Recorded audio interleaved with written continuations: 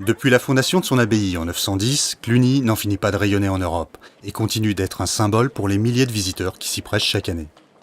Pour célébrer ses 11 siècles de lumière, la ville de Cluny s'est associée à la Fédération des sites clunisiens pour concevoir et animer les festivités.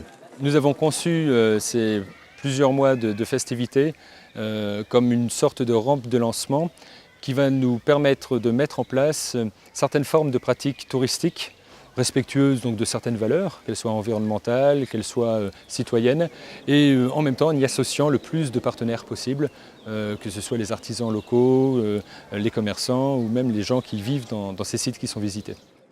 C'est là aussi un des objectifs, c'est créer cette dynamique d'implication, de déclinaison sur le patrimoine vivant, et justement que cette dynamique puisse se perpétuer. Et c'est là aussi le sens et la richesse et l'intérêt d'un tel projet qui s'appuie sur les atouts du passé et qui rebondit par une dynamique d'avenir. Dans le cadre prestigieux des écuries de Saint-Hugues, une exposition temporaire permet aux visiteurs de découvrir en avant-première l'ensemble des animations prévues. Cette journée symbolique, tournée vers l'Europe au lendemain des célébrations du 8 mai, était particulièrement indiquée pour lancer Cluny 2010.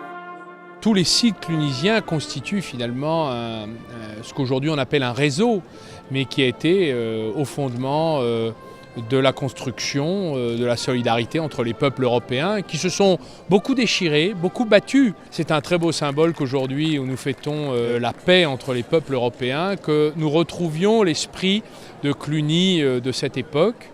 Tous les habitants de très nombreux endroits d'Europe qui sont venus affluer aujourd'hui à Cluny sont le témoignage de ce rayonnement qui, dans une gloire qui ne s'est pas éteinte, continue à envoyer ses signaux au-delà de nos frontières.